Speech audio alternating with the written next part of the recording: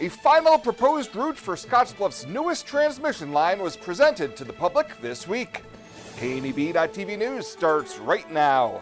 From your trusted source for news in western Nebraska and eastern Wyoming, this is KNEB.TV News.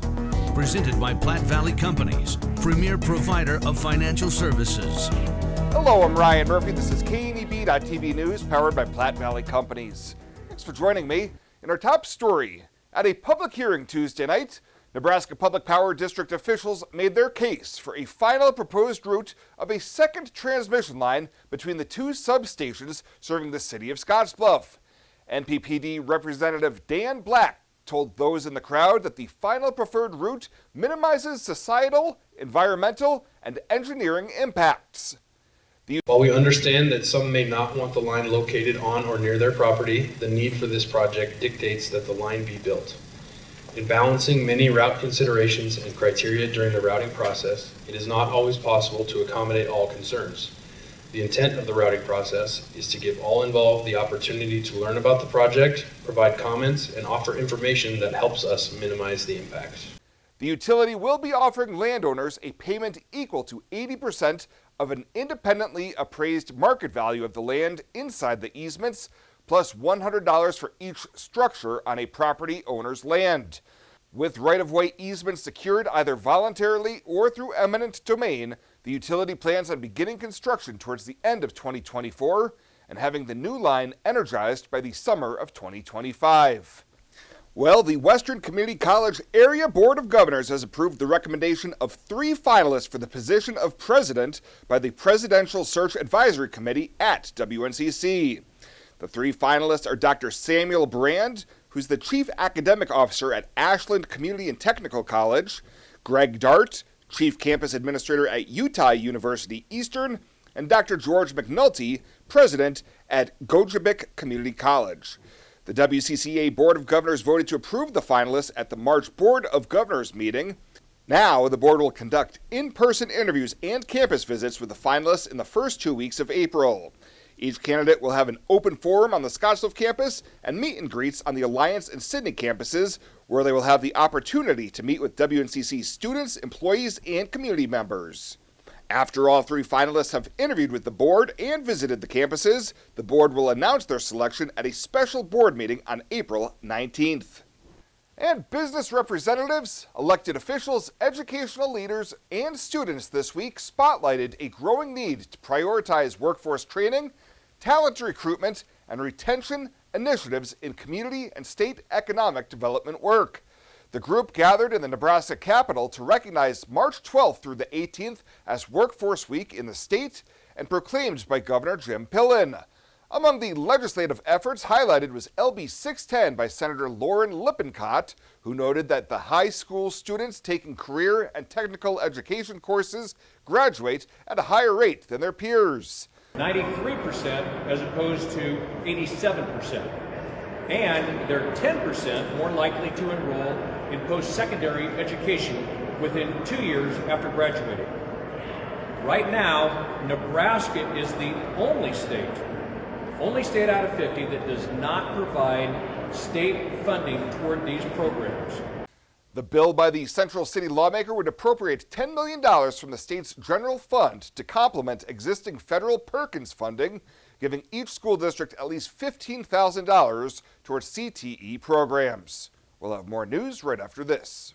Swipe right, swipe left, endlessly searching. Finding the perfect match isn't always perfect, but it can be when it comes to finances.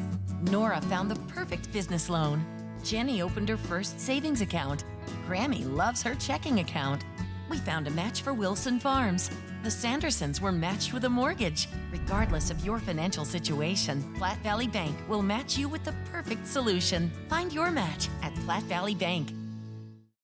Renewal by Andersen makes the best replacement windows and patio doors you can get, and they're among the best investments you can make in your home right now. Mortgage interest rates have doubled in just the last year. People are renovating their homes rather than moving. Renewal by Andersen windows and patio doors are a fantastic investment. Great tax incentives right now, 5-star energy rated, significantly cut your energy bills, and make your home much more valuable in a buyer's market. Snap that QR code, visit rbawyoming.com right now to start the conversation.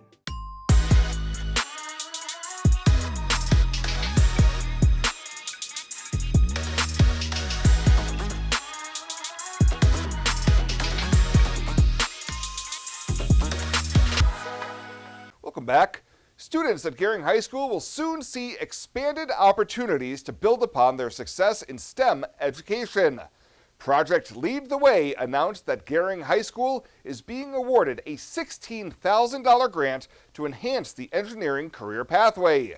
Project Lead the Way Engineering encourages students to adopt a problem-solving mindset, engaging them in compelling, real-world challenges that help them become better collaborators and thinkers. Grant funds will be used for educator training and the purchase of curriculum and classroom resources. And Box Butte County residents will be able to dispose of old, used tires for free again this year during a tire amnesty event being held this spring by the City of Alliance. After collecting 500 tons of old rubber last year, this year's event, which runs from March 31st through April 21st, will collect an estimated 800 tons of tires at the Alliance landfill on Kansas Street. With the limit met quickly last year, disposal will be allowed on a staggered schedule, with 2-axle vehicles allowed to drop off the first week, 4-axle vehicles the second week, and then open to all the final week. The city is partnering with Keep Alliance Beautiful and Nebraska Department of Roads for the event, which was made possible by a grant to the city by the State Department of Environment and Energy.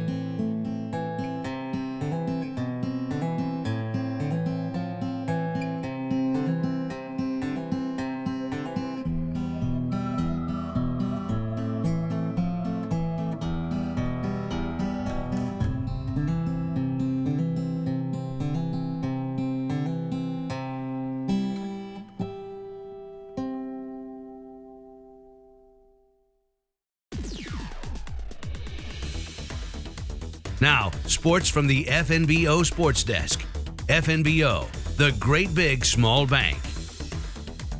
Outdoor activities starting to ramp up. Always tricky this time of year for the teams at the prep level and at WNCC when it comes to what the weather will or won't allow. WNCC softball and baseball spending much of the week down south before home action this weekend. The softball team yesterday dropping games in Athens, Texas to Trinity Valley and San Jacinto. Ariana Plorin drove in a total of 6 runs on the day, including a grand slam. That came against Trinity Valley. WNCC dropping both games yesterday. They now look forward to their home opener coming up on Sunday against Lamar Community College. The Cougar baseball team fell twice to South Mountain Community College down in Arizona on Tuesday. They had an off day yesterday. They'll wrap up their Arizona swing today with a single game scheduled against Mesa Community College. Then finally back in town to Cleveland Field for their first home games of the year against Luna Community College on Saturday and Sunday. What about high school athletes? The spring season just getting started this week. Already a postponement for girls tennis for Scottsbluff and Gering. Those matches originally slated for tomorrow in North Platte. Those have been moved to next Monday. Track and field this weekend for many area kids. That'll be held at Chadron State College coming up on Saturday. And a busy start to the soccer campaign for Scottsbluff and Gering. Gering tomorrow with the girls home for Cheyenne East. The boys match, that'll be on the road in Cheyenne. Saturday, it's the split locations for matches against Cheyenne Central. Tomorrow, the Scottsbluff boys and girls teams, they've got contests against Cheyenne Central. Girls at home, boys on the road. Saturday, the Bearcats with that split slate against Cheyenne East. And other broadcast notes, Husker Baseball's moved their games with Nicholls State out of Lincoln to Manhattan, Kansas. One game today, a doubleheader coming up for tomorrow, plus all tournament long. Catch the March Madness on KOLT 690, 101.7. A opening weekend, 4 full days of college hoops on the Rural Radio Network. That is the latest today from right here at the FNBO Sports Desk.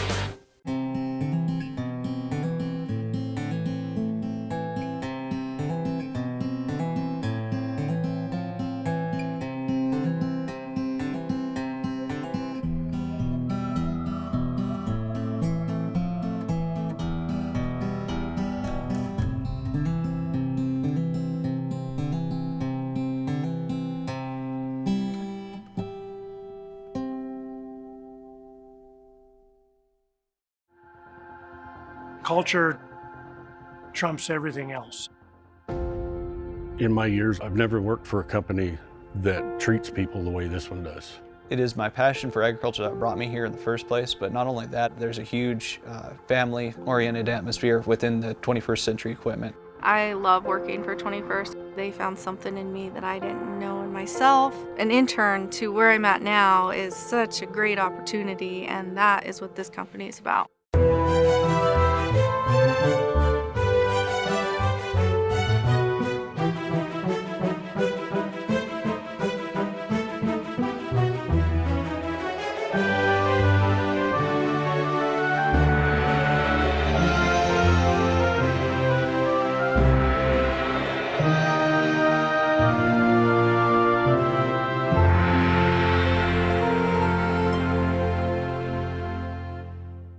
Well, let's take a look what's happening on today's community calendar.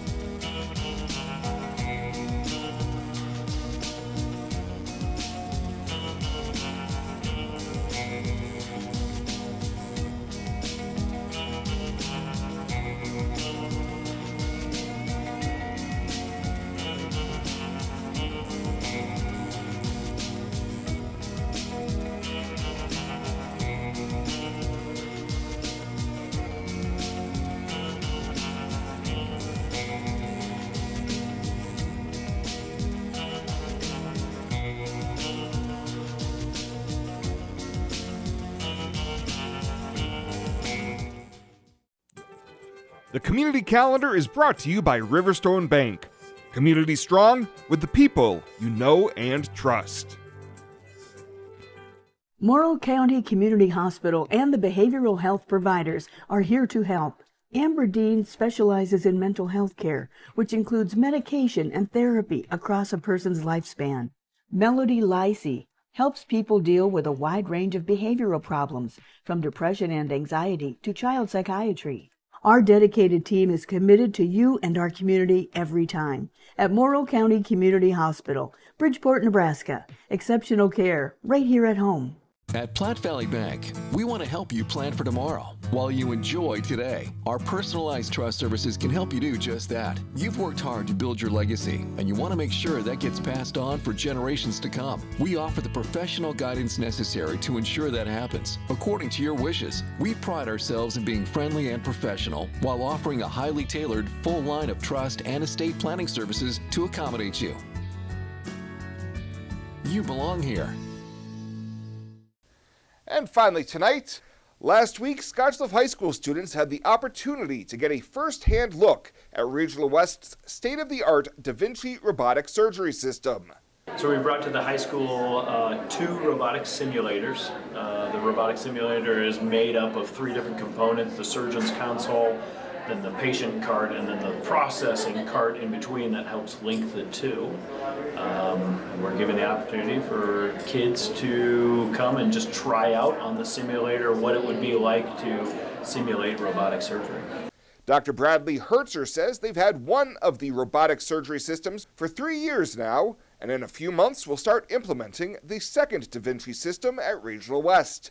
He says this equipment is like none other. My impressions is that it makes surgery safer, it makes the surgeon more able to handle tissue softly, to catch bleeding before it happens, to recognize potential complications before they occur, and then to give patients a surgery that normally could be done in a much larger incision through little 8mm incisions.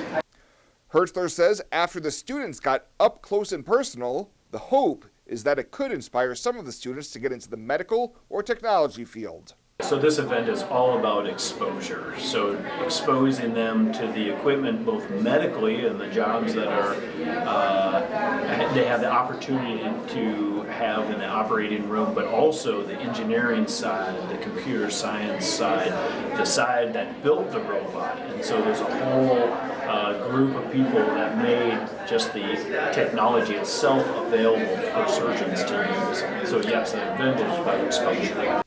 Well, that does it for us this time. Thank you so much for tuning in. Stay safe out there. We'll see you here next time.